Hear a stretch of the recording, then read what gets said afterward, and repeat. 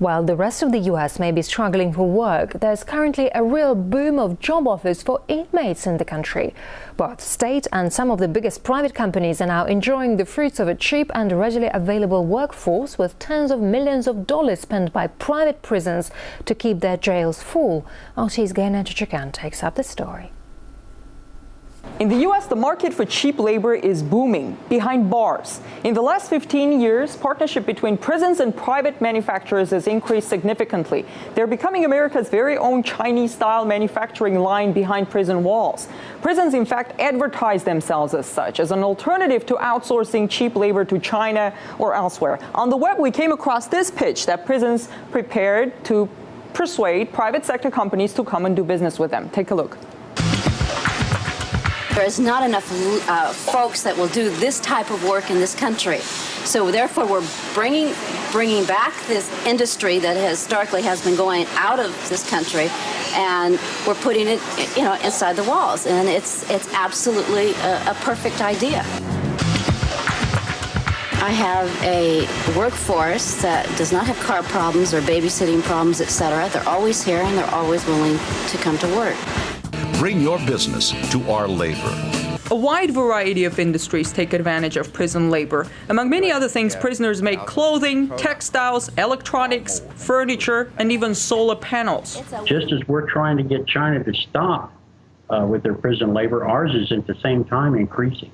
Hundreds of companies have used prison labor directly or through subcontractors, including Microsoft, Boeing, Starbucks, Victoria's Secret, and others. They qualify for federal tax breaks.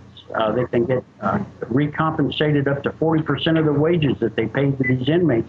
We as taxpayers, we have to house, feed, and provide medical care and everything for all of these inmates. We do this as taxpayers. It comes out of the tax pools. And that keeps the actual prison workforce healthy and in shape to go out and perform these jobs for these private companies. Hard-working and reliable, inmates show up for work every day voluntarily. Work in prison is mandatory, and the choice many inmates have is whether to work for a government-run prison industry for less than $1 an hour or a private one for a minimum wage of around $6. Unicor is a government-owned corporation that uses prison labor to produce all kinds of goods, mainly for other government agencies. 175 different types of products and services. You see the variety listed on their website. They too partner up with private firms now. Last year, Unicor's revenue reached $900 million.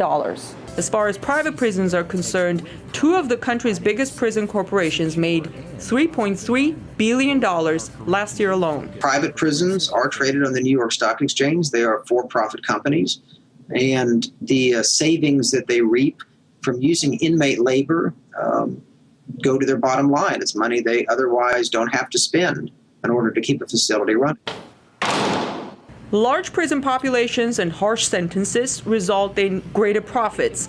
America's three major private prison companies spend around $45 million over the past 10 years on lobbying state and federal governments for supporting immigrant detention, mandatory minimum sentences, three strikes laws, and other legislative measures that contribute to the growth of America's gigantic prison population.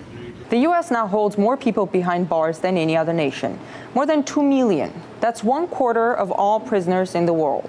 From a cost-effectiveness point of view, the $45 million that private prisons have reportedly spent over the past decade lobbying to keep prisons full is peanuts compared to the billions that they make every year. One can argue about the many causes and effects of America's skyrocketing incarceration rate, but since prisons became a for-profit industry in the U.S. 30 years ago, the number of prisoners has gone up dramatically. Not to say that it was the only cause behind the spike, but many argue it was part of it. And now, with the cheap labor market expanding behind American bars, one is wondering whether the justice system in the U.S. is adopting market values. In Washington, I'm Ganesh Shakan.